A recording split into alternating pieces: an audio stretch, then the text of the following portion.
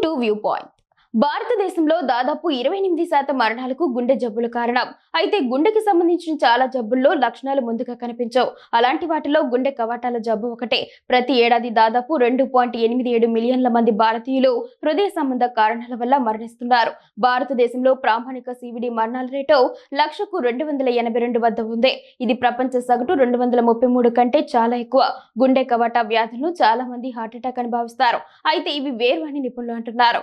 గుండెలో 4 కవాటాలు ఉంటాయి. ఈ కవాటాల్లో ఒకదానిలో కూడా సమస్య ఉంటే దానిని గుండె కవాట వ్యాధి అని అంటారు. గుండెలోని 4 కవాటాలు సరైన దిశలో రక్త ప్రవాహానికి సహాయపడతాయి. అయితే కొన్ని సందర్భాల్లో ఒకటి లేదా అంతకంటే ఎక్కువ కవాటాలు సరిగ్గా పంపు చేయకపోవచ్చు. ఫలితంగా శరీరంలోని ప్రతి భాగానికి రక్తం సరిగ్గా ప్రవహించదు. ఈ పరిస్థితి శరీరానికి మంచిది కాదు. అటువంటి సమస్యలను నివారించడానికి గుండె కవాటాలకు సంబంధించిన అన్ని సమస్యలను అర్థం చేసుకోవడం ముఖ్యం. గుండె కవాట వ్యాధి ప్రారంభ లక్షణాలు, చికిత్స విధానాల గురించి నిపుణులు వివరించారు. ఆ పూర్తి వివరాలు ఇప్పుడు తెలుసుకుందాం. భారతదేశంలో గుండె కవాటాల వ్యాధుల సమస్య ఎక్కువగా ఉంది.